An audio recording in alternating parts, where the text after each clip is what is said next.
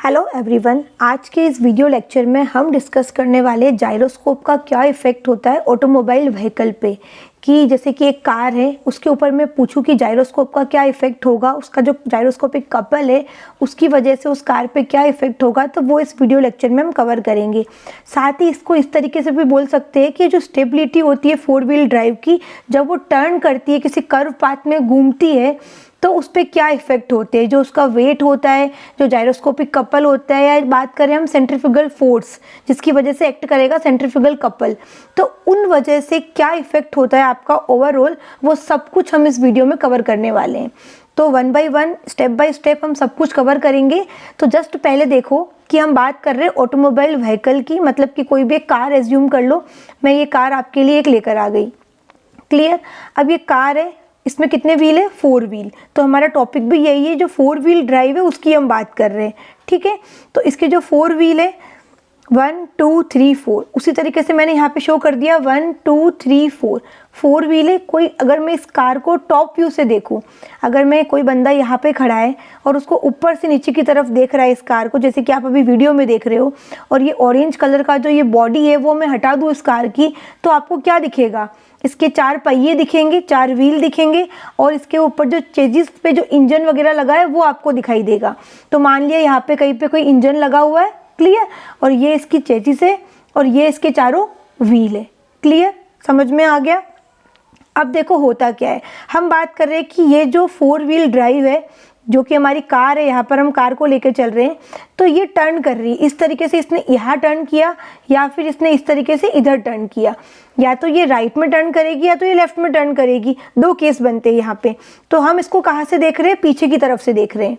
ये हमारी कार है, हम इसको यहाँ पीछे की तरफ से देख रहे हैं, और हमने माना कि इस कार ने यहाँ टर्न किया, मतलब कि लेफ्ट में टर्न किया। तो मतलब कि मैं इस पर यहाँ पे एक एरो बना देती हूँ, जो कि क्या शो कर रहा है? लेफ्ट टर्न को शो कर रहा है, क्लियर। अब देखो, जिस साइड में टर्न करेगा, मतलब कि ये कार अभी यहाँ पे थी, इसने इस तरीके से टर्न किया, तो जिस साइड में उसने टर्न किया वो वाले व्हील्स जो होंगे वो होंगे इनर व्हील्स, क्योंकि ये नीचे की तरफ एक रिएक्शन लगाएंगे, और जो इधर वाले व्हील होंगे वो होंगे आपके आउटर व्हील, ये एक अपवर्ड रिएक्शन लगाएंगे। देखो, जैसी कार इस तरह से है, अब कार अगर टर्न करेगी तो यहाँ पे इन व्हील्स पे क्या होगा? एक दबाव आएगा नीचे की तरफ, क्लियर, समझ पा रहे हो। अगर लेफ्ट की जगह हम राइट करते, इस तरह सपोज करो कि लेफ्ट की जगह हमने उसको राइट में घुमाया, तो ये वाले व्हील इनर व्हील होते और ये वाले व्हील आउटर व्हील होते, क्लियर। लेकिन अभी हम केस क्या लेके चल रहे हैं कि हमने ऑटोमोबाइल को, व्हीकल को लेफ्ट में टर्न कराया, मतलब कि हमने इधर टर्न करवाया, क्लियर। तो ये वाले व्हील क्या हो गए? आपके इनर व्हील। तो ये वाले व्हील क्या हो गए? ए और सी, जिसको नाम दिया है मैंने व्हील को, वो हो गया आपका इनर व्हील। तो मैं यहाँ पे लिख देती हूँ, ये कौन से हो गए? इनर व्हील, ए और सी। और सिमिलरली बी और डी क्या हो गए? आपके आउटर व्हील हो गए। कॉन्सेप्ट समझ में आया? ये बिल्कुल बेसिक है, बिल्कुल सिंपल लैंग्वेज में स्टार्ट करके किया है, और सिंपल लैंग्वेज में ही हम इसको पूरा ख़त्म भी कर देंगे। तो बहुत बच्चे इसमें परेशान हो जाते हैं इस टॉपिक में, लेकिन है बहुत सिंपल, इसमें कोई रॉकेट साइंस नहीं है कि हमें बहुत ज़्यादा दिमाग लगाना है, क्लियर। अब देखो, अब जो ये कार है, इसका मैंने मान लिया कुछ ना कुछ मास होगा, 10 किलो, 15 किलो, 20 किलो, 50 किलो, कुछ भी। तो एक m इसका मैंने मास कंसीडर कर लिया, m kg, क्लियर। अब इसको अगर मैं रोड पे रख रही हूँ, ठीक है, ये वाइट पेपर को एक रोड मान लो, और इस मैंने यहाँ पे रखा है इसको किसी भी तरीके से, ऐसे मान लो, ऐसे मान लो, कैसे भी मान लो, तो नीचे की तरफ क्या होगा? ड्यू टू ग्रेविटी एक फोर्स लगेगा, उसको हम क्या बोलते हैं? Gravitational force. अगर इसका वेट w है तो फोर्स कितना लगेगा? W is equal to mg, mass को g से मल्टीप्लाई कर दो, उतना आपका लगेगा। जस्ट इसको इस तरीके से समझो कि आपकी ये एक रोड है, एक फ्लोर है, जिसके ऊपर की ये वाली व्हीकल है,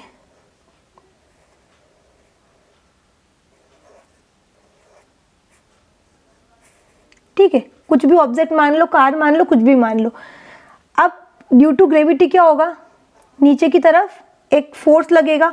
मान लिया कि इसका ग्रेविटी यहाँ पर एक्ट कर रहा है, मान लिया कि सेंटर में इसका ग्रेविटी एक्ट कर रहा है, जिसको मैंने बोला सेंटर ऑफ ग्रेविटी G, ठीक है। यहाँ पे क्या होगा? इस पूरी कार का वेट मैंने इस पॉइंट पर कंसंट्रेट मान लिया, उसी को हम ग्रेविटी बोलते हैं, CG, सेंटर ऑफ ग्रेविटी। तो यहाँ पर वो एक्ट कर रहा है। तो जो ये आपकी रोड सरफेस है और जो ये डिस्टेंस है, ये मैंने मान ली कि कोई स्मॉल h है, clear.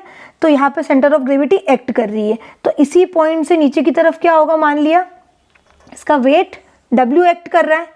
Clear. Centre of gravity का मतलब क्या होता है कि जो पूरा ऑब्जेक्ट है, पूरी कार है, उसका वेट आपने किसी एक पर्टिकुलर पॉइंट पे कंसंट्रेटेड मान लिया और दैट पॉइंट इज G, और G का मतलब क्या हो गया, सेंटर ऑफ ग्रेविटी यहाँ पे मैंने शो किया है। क्लियर। तो इस पूरी कार का वेट कितना है, W। क्लियर। अगर W नीचे की तरफ एक्ट करेगा तो कॉमन सेंस की बात है कि अगर कोई फोर्स नीचे की तरफ एक्ट कर रहा है तो ऊपर भी कुछ ना कुछ रिएक्शन लगेगी, सेम इसी पॉइंट पे, सेम यहाँ पर ऊपर भी एक रिएक्शन लगेगी। जस्ट आप इस तरीके से एग्जांपल समझ लो कि ये एक बॉक्स मैंने रख दिया, इसका मास है m, तो ये वेट कितना लगाएगा, डाउनवर्ड लगाएगा, डेट इज mg। W क्या हो जाएगा, mg। क्लियर। ये तो लगा डाउनवर्ड डायरेक्शन में, लेकिन इसको बैलेंस करने के लिए रोड पे क्या होगी, एक रिएक्शन लगेगी, वो क्या होगी आपकी, सेम अमाउंट की होगी, बट मैग्नीट्यूड तो उसका सेम होगा, लेकिन जो डायरेक्शन होगी वो क्या होगी, इसकी अपोजिट होगी। इसको मैंने बोला है R। W क्या कर रहा है, नीचे की तरफ एक्ट कर रहा है, R क्या करेगा, ऊपर की तरफ एक्ट करेगा, तो ये आपका व्हीकल क्या होगा, बैलेंस रहेगा। क्लियर। तो यहाँ पे R क्या होगा, रिएक्शन होगा। मैं R को रिएक्शन ना बोल के इस तरीके से आपको समझा रही हूँ कि इसका वेट अगर W है, जो कि मैंने मान लिया कि है, तो व्हील्स पे अगर मैं मानूँ तो हर एक व्हील पे क्या हो जाएगा, W/4, क्योंकि 4 व्हील है तो डिवाइड बाई 4 कर दिया। तो अगर इस वाले व्हील पे नीचे की तरफ फोर्स लग रहा है W/4 डाउनवर्ड, तो उसको बैलेंस करने के लिए रिएक्शन क्या लगेगी, अपवर्ड, जो कि किसके बराबर होगी, W/4 के बराबर होगी। तो वेट की वजह से जो रिएक्शन लग रही है व्हील के ऊपर वो क्या है, W/4। तो मैंने बना दिया W/4 क्या लग रही है, रिएक्शन लग रही है ड्यू टू वेट। मान लिया जो ये व्हील है, इस व्हील की कुछ ना कुछ रेडियस होगी, ऑब्वियसली कुछ ना कुछ डायमीटर होगा, कुछ ना कुछ रेडियस होगी इसकी, तो वो रेडियस मैंने मान ली RW। W मीन्स व्हील के लिए बात कर रहे हैं। क्लियर। अब देखो ये जो होगा वो मीटर में होगा। अब ये जो ऑटोमोबाइल इस तरीके से, जो कार है वो इस तरीके से टर्न करिए मतलब कि इस तरीके से, तो कोई ना कोई रेडियस ऑफ कर्वेचर होगा। मान लिया कि इसने इस तरीके से टर्न करी है, ठीक है, तो यहाँ पर कहीं ना कहीं रेडियस ऑफ कर्वेचर होगा इसका, दैट इज R। मतलब किसी ना किसी सेंटर के अबाउट अगर देखे तो वो पूरा टर्न इस तरीके से ले लेगी। रेडियस ऑफ कर्वेचर यही होता है। तो रेडियस ऑफ कर्वेचर क्या हो गया, R, जिसके अबाउट आपका जो व्हीकल है वो लेफ्ट टर्न ले रहा है कर्व पाथ में। क्लियर। H मैंने आपको ऑलरेडी बता दिया है, डिस्टेंस है सेंटर ऑफ ग्रेविटी की ग्राउंड फ्लोर से। क्लियर। या फिर बोल दो अबव द रोड सरफेस, जो H डिस्टेंस है वो ही आपकी क्या है, ये H मैंने डिनोट किया है। अब देखो ये और ये, इनके बीच की भी कोई ना कोई डिस्टेंस है, इसको मैंने बोल दिया X। मतलब कि ये देखो ये हमारा व्हीकल है, इस तरीके से भी समझ लो, ये व्हील और ये व्हील, इसके बीच की जो डिस्टेंस है इसको बोलते हैं हम व्हील ट्रैक। तो व्हील ट्रैक जो है वो क्या है, मैंने मान लिया X है, तो मैंने यहाँ पे लिख दिया X। ये भी किस में होगा, मीटर में होगा जब आप न्यूमेरिकल सॉल्व करोगे। क्लियर। अब देखो मोमेंट ऑफ इनर्शिया की बात करते हैं। जो व्हील है उसका कुछ ना कुछ मोमेंट ऑफ इनर्शिया होगा, उसको मैंने बोल दिया IW। Clear. Mass moment of inertia हर एक व्हील का, इसका भी, सबका क्या है, IW। क्लियर। और यूनिट क्या होगी इसकी, kg मीटर स्क्वायर। क्लियर। अब अगर हम बात करें जो व्हील है, ये भी क्या हो रहा है, इस तरीके से लेफ्ट टर्न किया तो ये भी घूमेगा, तो इसकी भी कुछ ना कुछ एंगुलर वेलोसिटी होगी, उसको मैंने मान लिया है ओमेगा, और ओमेगा के साथ में नीचे की तरफ W लिख देती हूँ, जिससे क्या होगा, एंगुलर वेलोसिटी, मैं बात कर रही हूँ व्हील की, तो ओमेगा W क्या हो गया, एंगुलर वेलोसिटी, और यूनिट क्या होगी आपकी, रेडियन पर सेकेंड। क्लियर। अब हम बात करते हैं मूवमेंट ऑफ इनर्शिया आपका रोटेटिंग पार्ट्स का। मैंने बोला कि यहाँ पे इंजन लगा हुआ है, तो इंजन में भी क्या होंगे, रोटेटिंग पार्ट्स है, क्रैंकशाफ्ट है, और भी रोटेटिंग पार्ट्स होंगे यहाँ पर, तो उसकी भी कुछ ना कुछ मोमेंट ऑफ इनर्शिया होगा, उसको मैंने मान लिया I, और E का मतलब इंजन। ठीक है, तो इंजन की हम बात कर रहे हैं तो IE उसको मान लिया, और यूनिट सेम रहेगी kg metre square. Clear. Same way में इनकी भी कुछ ना कुछ एंगुलर वेलोसिटी होगी, जैसे कि लेफ्ट टर्न किया तो जो इंजन में जो रोटेटिंग पार्ट्स है वो भी या तो लेफ्ट या राइट टर्न करेंगे, तो उसकी मैंने एंगुलर वेलोसिटी मान ली omega E means engine. Clear. तो यहाँ पर देखो एक टर्म यूज में आएगी, डेट इज G। जी क्या होगा आपका गियर रेशियो, वो क्या होगा आपका ओमेगा ई अपॉन ओमेगा डब्ल्यू, मतलब इंजन की angular velocity divided by angular velocity of wheel. इसको आप यूज़ करोगे न्यूमेरिकल्स में, बहुत काम आएगा ये, आपको जी गिवन होगा वहाँ पे डायरेक्ट। और जो ये व्हील है वो टर्न किया लेफ्ट, तो उसकी कुछ ना कुछ लीनियर वेलोसिटी भी होगी, तो लीनियर वेलोसिटी व्हीकल की क्या होगी, डेट इज वी। क्लियर? तो वी भी क्या होगा आपका मीटर पर सेकंड में होगा। ये डेटा मैंने आपको स्क्रीन पे शो कर रखा है, इसको आप एक बार वीडियो पॉज करके एक बार देख लेना। जो मैंने आपको बोला है वही चीज़ मैंने आपको यहाँ पे डिस्प्ले की है। क्लियर? अब देखो, अब हमें क्या करना है, अलग अलग रिएक्शंस निकालनी है कि कौन कौन सी रिएक्शन लग रही है और क्यों लग रही है। मीन्स हमने वेट की बात करी, तो वापस से हम उसकी व्हीकल के वेट की बात करते हैं। ये देखो, जस्ट मैंने बात करी यहाँ पर फर्स्ट केस में लेके चल रही हूँ, due to weight of the vehicle. ठीक है, due to weight of the vehicle. Clear? अब वेट कितना है, W, जो कि मैं आपको ऑलरेडी यहाँ पे समझा चुकी हूँ। तो W को बैलेंस करने के लिए रिएक्शन लग रही है R ऊपर की तरफ, तो हर एक व्हील पे कितनी लगेगी, W/4। तो रिएक्शन क्या आ गई, अगर मैं बात करूँ रिएक्शन की, तो रिएक्शन क्या आ गई, W/4, that means mg/4। Clear? आ गई बात समझ में? और ये कहाँ पे एक्ट करेगी आपकी, हमेशा अपवर्ड, क्योंकि वेट कहाँ पे एक्ट करता है, डाउनवर्ड, तो रिएक्शन कहाँ पे एक्ट करेगी, अपवर्ड। तो ये एरो का निशान जब भी मैं ऐसा बनाती हूँ, मतलब कि मैं अपवर्ड की बात कर रही हूँ, और डाउन की तरफ बनाऊंगी तो डाउनवर्ड की बात कर रही हूँ। क्लियर?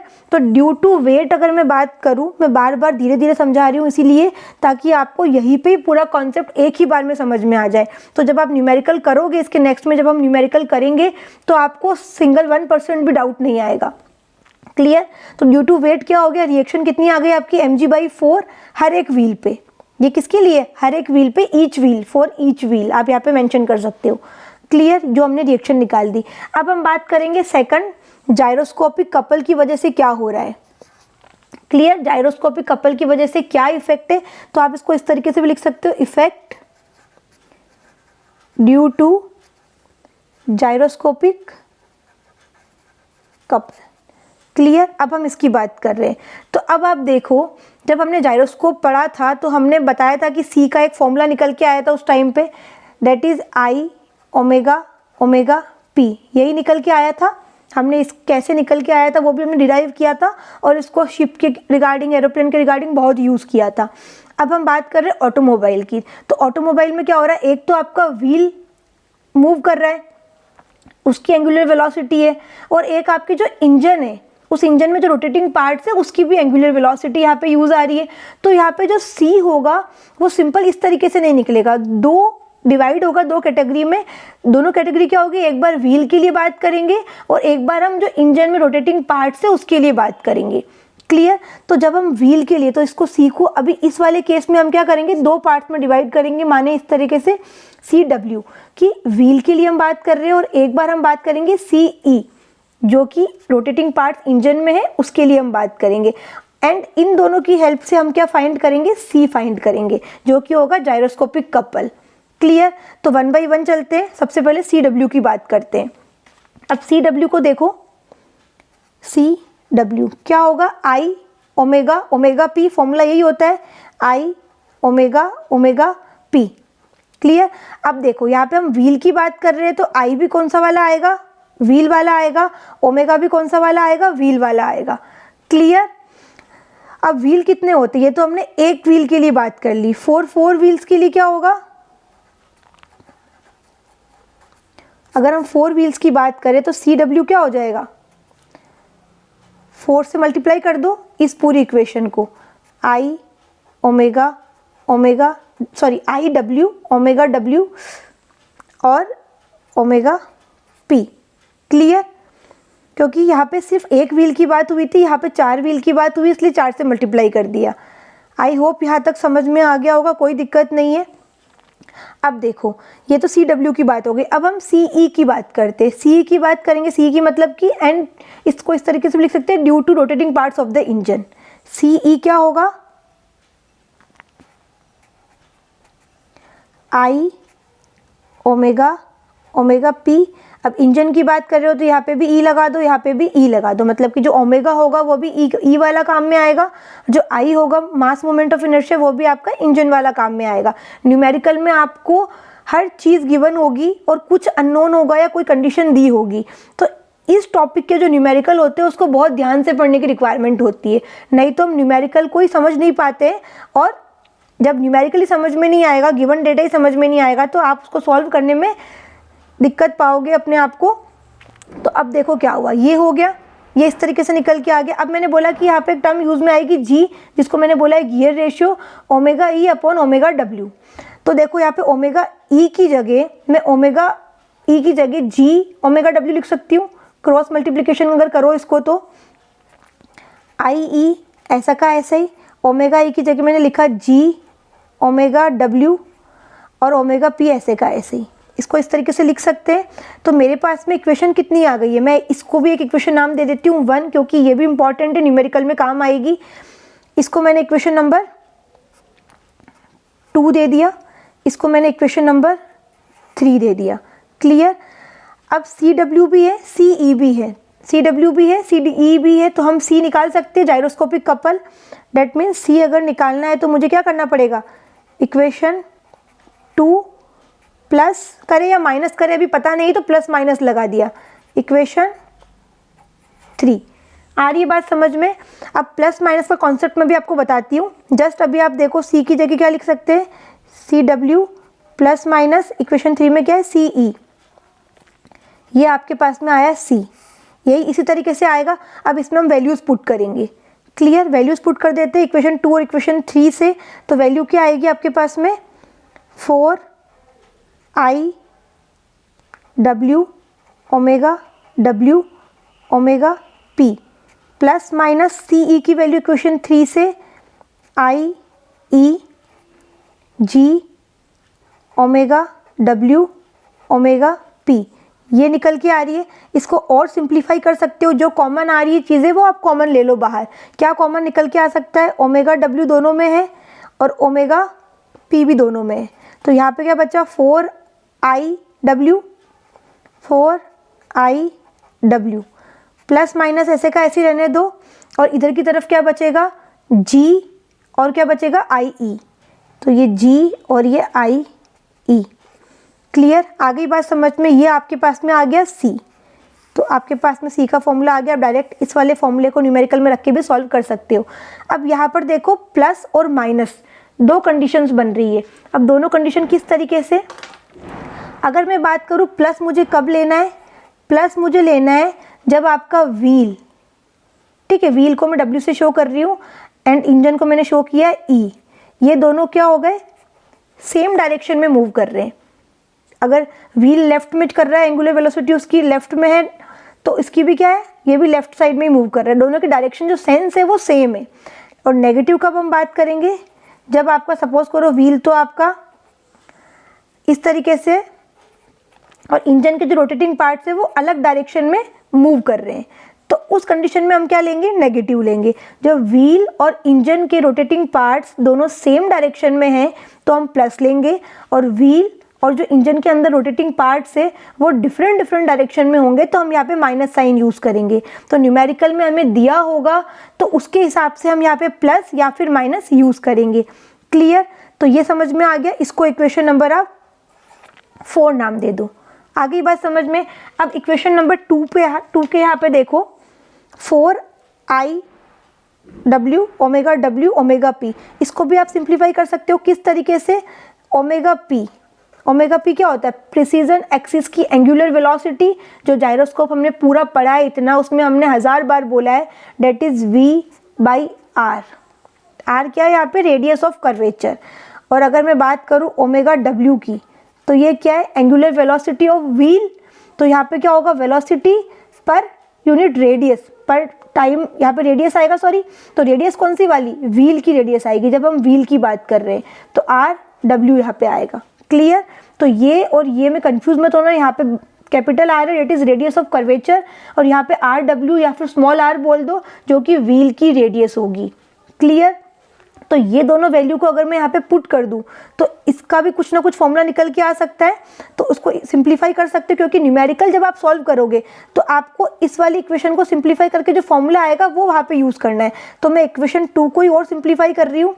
4 ऐसे का ऐसे ही, आई डब्ल्यू ऐसे का ऐसे ही। अब ओमेगा डब्ल्यू की जगह मैं क्या रखूँगी, V by R, V by R W, W मतलब कि रेडियस ऑफ व्हील, और ओमेगा पी की जगह वी बाई आर।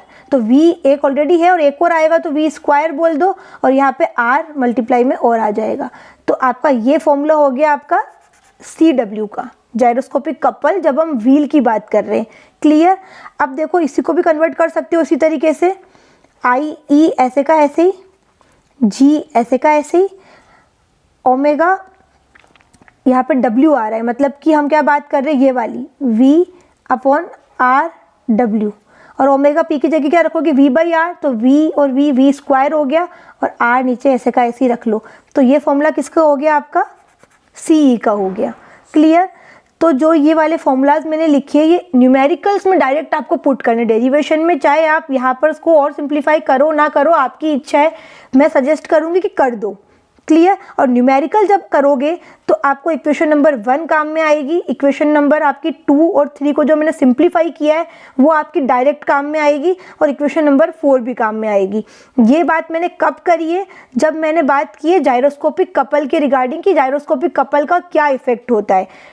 ठीक है, अभी ये ख़त्म नहीं हुआ है, अभी इसी में हम और बात करेंगे। अब देखो यहाँ तक समझ में आ गया, पेज मैंने शिफ्ट कर लिया है, थोड़ा स्पेस हमें मिल गया है। अब देखो ये हमारे व्हील थे, अब मैं ये 4 व्हील की बात नहीं कर रही हूँ जो ऊपर की तरफ मैंने पढ़ा था। मैंने मान लिया कि मेरा एक इनर व्हील है, ये डिस्टेंस x है, और ये मेरा आउटर व्हील है। क्लियर। इसको मैंने बोल दिया इनर व्हील, इसको मैंने बोल दिया आउटर व्हील। मैंने अभी जो डायग्राम बनाया वो मैंने गाड़ी का ये वाला व्हील और ये वाला व्हील बनाया है, पीछे के 2 व्हील मैंने नहीं बनाए, क्योंकि पीछे के भी क्या सेम सिनेरियो बन रहा है, ये इनर है ये आउटर है, तो अगर एक और इनर और एक और आउटर बना भी दूँ तो उससे कुछ नहीं होगा। अब इस पर समझ लो आप। तो मैंने बोला कि जो इनर व्हील है उस पर रिएक्शन लग रही है डाउनवर्ड, और जो आउटर व्हील है वो कहाँ जा रहे हैं, बाहर की तरफ, तो उस पर जो रिएक्शन लग रही है वो क्या हो रही है आपकी, अपवर्ड। व्हीकल ऐसा है, ये इस तरीके से गया, तो जो अगर आप इस वाले व्हील को नोटिस करोगे तो ये नीचे की तरफ आ रहा है, और अगर आप इस वाले व्हील को नोटिस करोगे तो ये थोड़ा ऊपर की तरफ जा रहा है इस तरीके से। तो रिएक्शन कुछ इस तरीके से लगेगी। अब रिएक्शन का कुछ ना कुछ मैग्नीट्यूड होगा, अब मुझे नहीं पता कि वो कितना है, लेकिन जितना ऊपर है वो जितना नीचे सेम रहेगा। तो मैंने एक अमाउंट मान लिया कि मैंने बोल दिया कि P उसका मैग्नीट्यूड है। कितना उसका मैग्नीट्यूड है, डेट इज P। तो यहाँ पे P ही इनर व्हीकल पे डाउनवर्ड लगेगा, और P ही क्या होगा, आउटर व्हीकल पे अपवर्ड लगेगा, और बीच में क्या डिस्टेंस बन रही है, डेट इज x।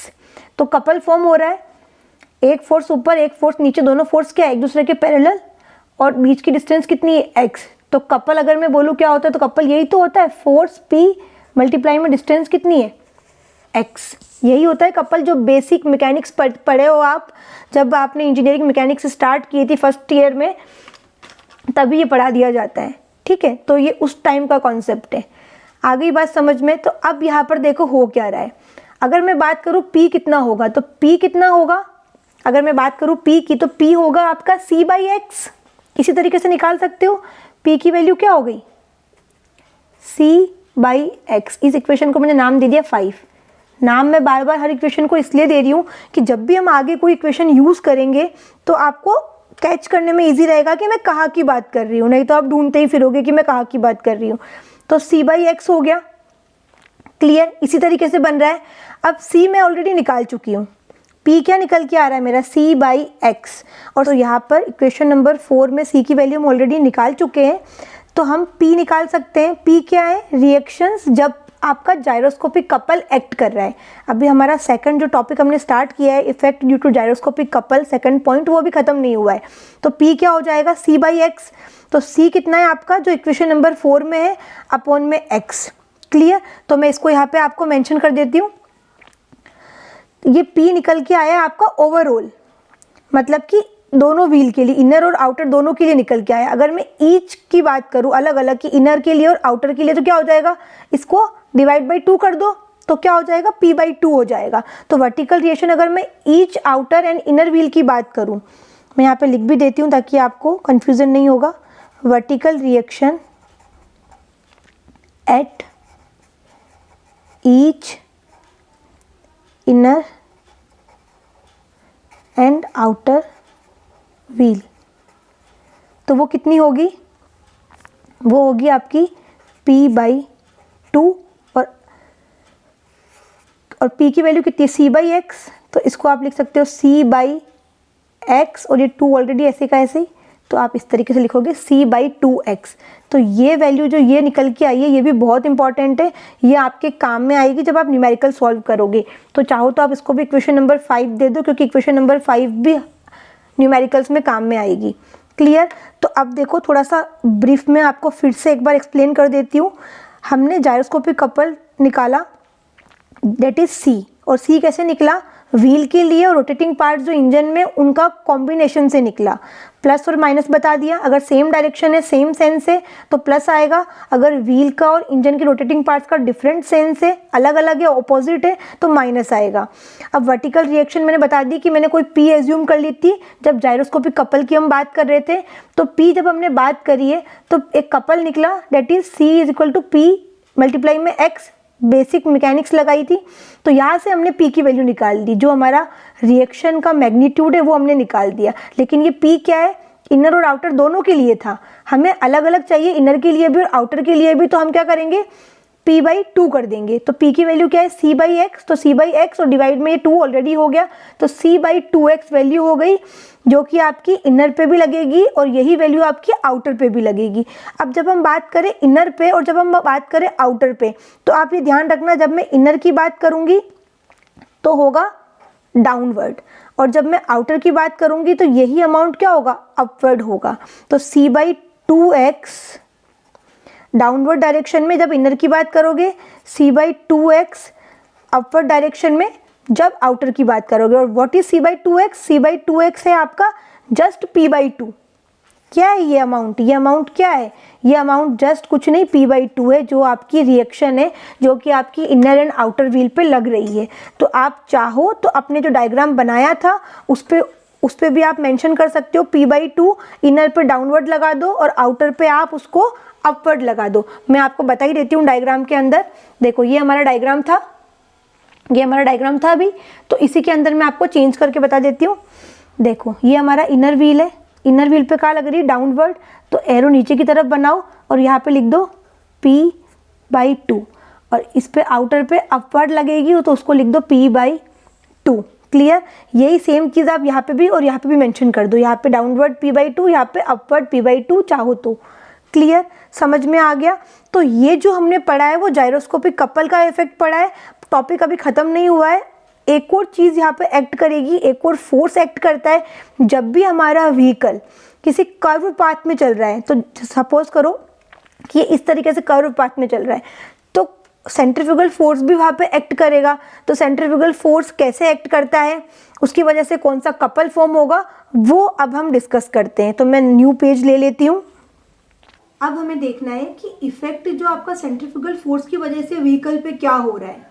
जस्ट आप एक एज्यूम करो कि आपने एक स्टोन लिया, एक बॉल ले लिए, उसको बांधा आपने एक पत्थर को किसी एक थ्रेड से, ये एक थ्रेड है।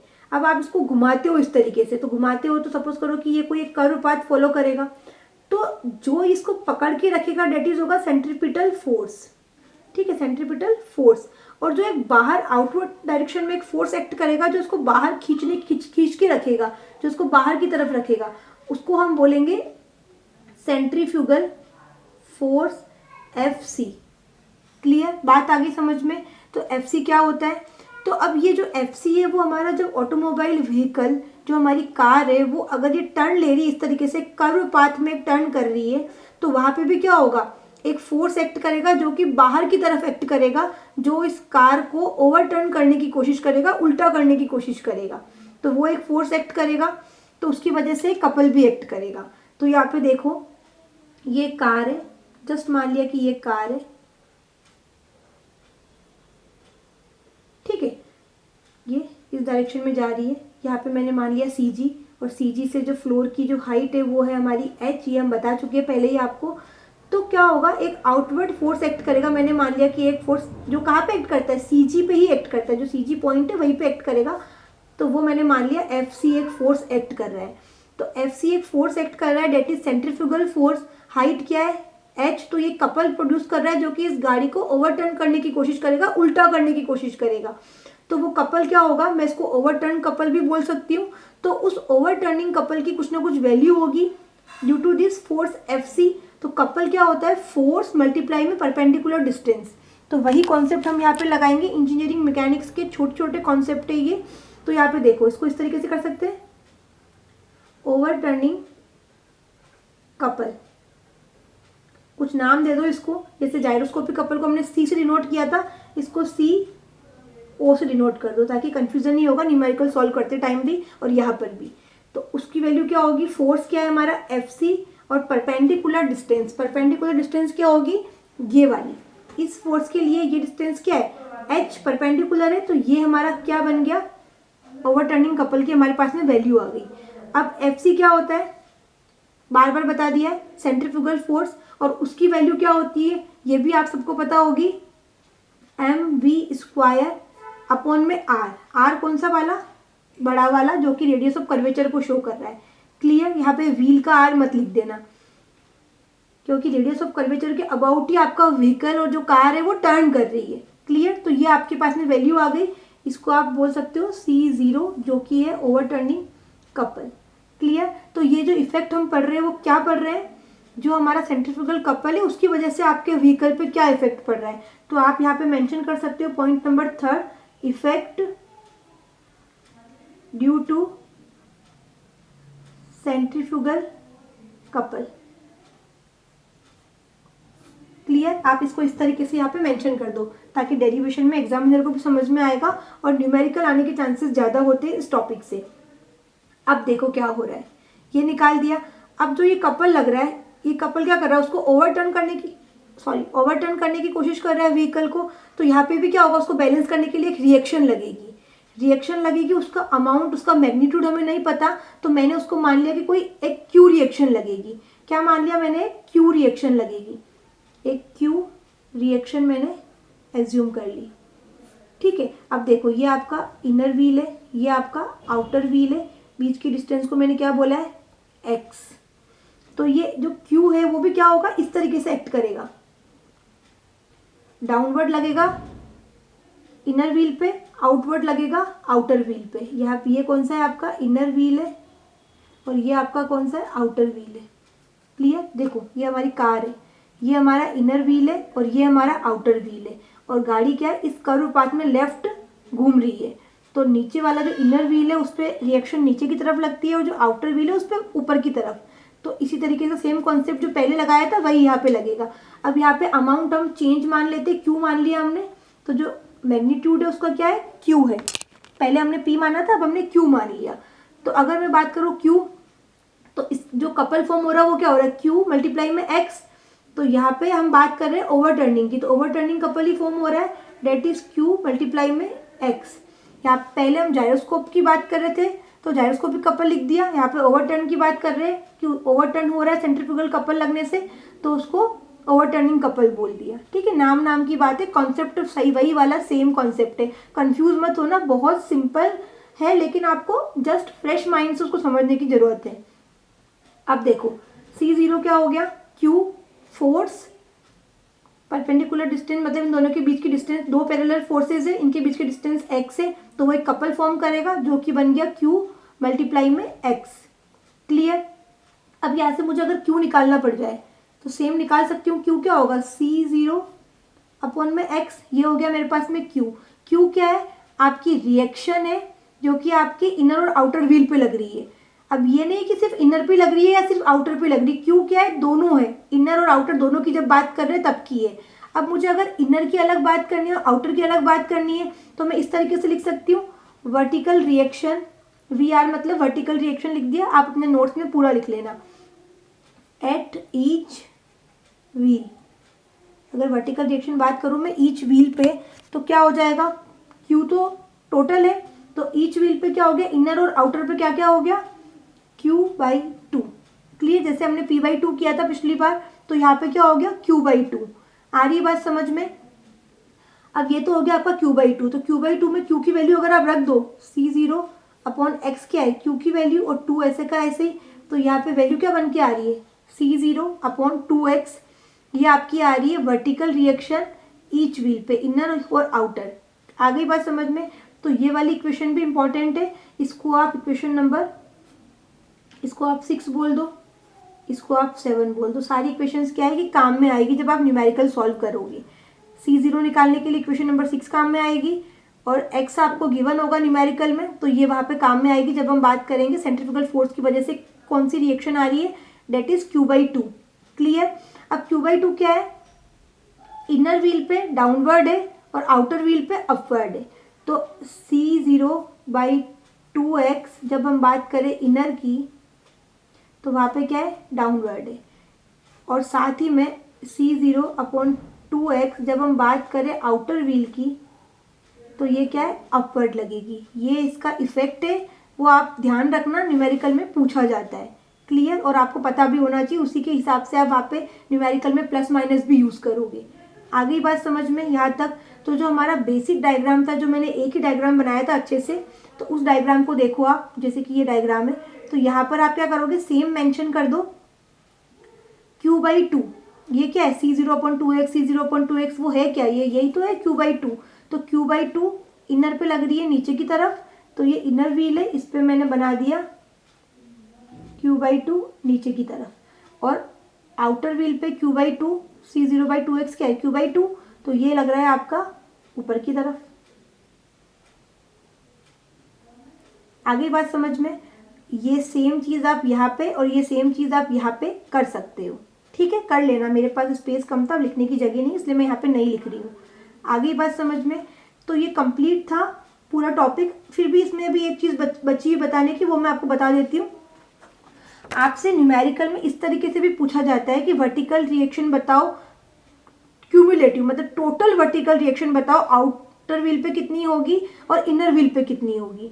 तो अगर टोटल की जब बात करें तो ये डायग्राम जो मैंने अभी आपको बताया था, उस डायग्राम को देखो, और उसी डायग्राम को देख के अगर मैं इनर व्हील को ही देखूँ सिर्फ, तो रिएक्शन कौन कौन सी लग रही है, एक तो W/4 या फिर mg/4 यही लग रही थी, W/4 जो कि वेट की वजह से लग रही थी, और क्या लग रही है -P/2 जो कि जाइरोस्कोपिक कपल की वजह से आई थी, और -Q/2 जो कि जाइरोस्कोपिक कपल की वजह से आई थी। तो ये इनर पे लग रही है। और अगर आउटर की बात करूं, डायग्राम को देखो, जो साइन अपवर्ड है उसको पॉजिटिव मानो, जो डाउनवर्ड है उसको नेगेटिव मानो। तो यहाँ पे W/4 या फिर mg/4 वेट की वजह से ऊपर की तरफ ही लगेगा, तो पॉजिटिव है। और आपकी रिएक्शन जाइरोस्कोपिक कपल की वजह से भी आउटर पे क्या होगी, अपवर्ड होगी, और सेंट्रीफ्यूगल फोर्स की वजह से भी जो रिएक्शन आई थी वो भी अपवर्ड होगी, तो सब पॉजिटिव है। तो इनर पे टोटल इफेक्ट और आउटर पे टोटल इफेक्ट मैंने यहाँ पे दोनों इक्वेशन में शो कर दिया है। तो इन दोनों इक्वेशन को भी आप यहाँ पे नाम दे सकते हो। 7 तक हम ऑलरेडी दे चुके थे, तो इसको मैं 8 बोल देती हूँ, इसको मैं 9 बोल देती हूँ। आई बात समझ में। अब देखो जो इक्वेशन नंबर 8 है, उस इक्वेशन नंबर 8 को मैं कुछ इस तरीके से भी लिख सकती हूँ, W/4 माइनस कॉमन ले लिया, P/2 प्लस Q/2। तो P/2 और Q/2 का जो भी अमाउंट होगा, मैंने मान लिया कि जो W/4 है उसका अमाउंट है कुछ 10, मान लिया, तुक्के से माना है, दिमाग मत लगाना कि 10 ही क्यों माना है। क्लियर, 10 मान लिया, माइनस ऐसे का ऐसे ही, और P/2 और Q/2 की मैंने वैल्यू मान ली, कुछ दोनों को ऐड करने के बाद में कुछ वैल्यू आ रही है, डेट इज 12। क्लियर। तो इसको जब सॉल्व करोगे तो इफेक्ट क्या आ रहा है, नेगेटिव। नेगेटिव मतलब कि माइनस के 2 वैल्यू आ रही है जो कि नेगेटिव है। तो जब नेगेटिव होगा तो वो आपके लिए सेफ कंडीशन नहीं है। उसमें क्या होगा, आपका जो आपका व्हीकल है, जो आपकी कार है, वो क्या होगा, स्लिप कर सकती है, ओवरटर्न कर सकती है, तो वो आपके लिए सेफ नहीं है। तो सेफ कंडीशन के लिए क्या होगा, ये जो वैल्यू है, ये जो वैल्यू का मतलब ये जो वैल्यू है, या तो वो 0 हो या फिर इस वाली वैल्यू से कम हो, ताकि जो टोटल ओवरऑल आंसर बने वो पॉजिटिव बने, तो वो सेफ के लिए रहेगा। हम न्यूमेरिकल करेंगे तो ये वाला कॉन्सेप्ट वहाँ पे अप्लाई होगा। किस तरीके से न्यूमेरिकल पूछा जाता है इस कॉन्सेप्ट के ऊपर, वो मैं आपको न्यूमेरिकल करते टाइम ही समझा दूंगी। तो ये पूरा टॉपिक था stability of A 4 wheel drive moving in a curve path. ये कंप्लीट हो गया यहाँ तक। अगर ये हेल्पफुल रहा है, आपको समझ में आया है, तो प्लीज़ वीडियो को लाइक करना और मुझे कमेंट में प्लीज़ बताना कि आपको कैसा लगा और आप आगे क्या पढ़ना चाहते हो, और अपने फ्रेंड्स के साथ में ये वीडियो को शेयर कर देना। इसके बाद नेक्स्ट वीडियो में हम करेंगे इसी के टॉपिक के ऊपर 1-2 न्यूमेरिकल, जो कि एग्जाम पॉइंट ऑफ व्यू से मैं बताऊंगी, और कॉन्सेप्ट जो हमने इसमें यूज़ किया है और किस तरीके से न्यूमेरिकल में अप्लाई करना है, तो वो आपको देख के समझ में आ जाएगा। तो मिलते हैं नेक्स्ट वीडियो में। बाय।